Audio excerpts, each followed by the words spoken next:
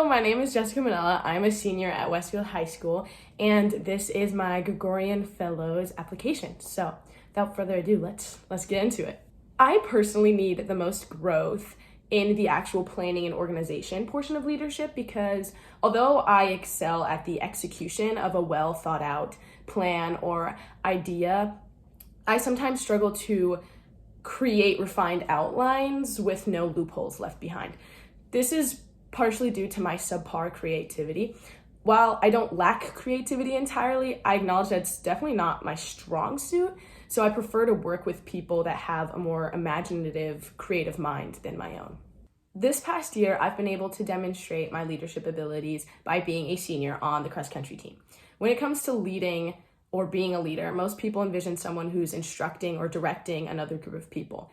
While this is undoubtedly a key aspect of being a leader, being a senior on the cross-country team showed me the value of leading by example. So this past season, I had a role to fill in leading my team with my other seniors, and a level of responsibility was required in order to set a proper example. This involved exhibiting discipline at practice, displaying respect for teammates and coaches, and being honest with coaches about doing workouts.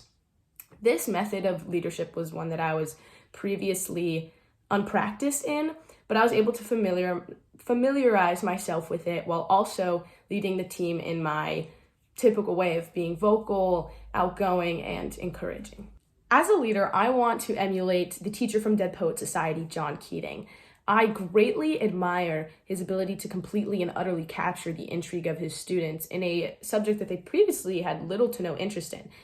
I really admire this trait because one of my main goals as a leader is to get other people to be passionate about what they're doing, because one of the best ways to have other people succeed is to have them love their work.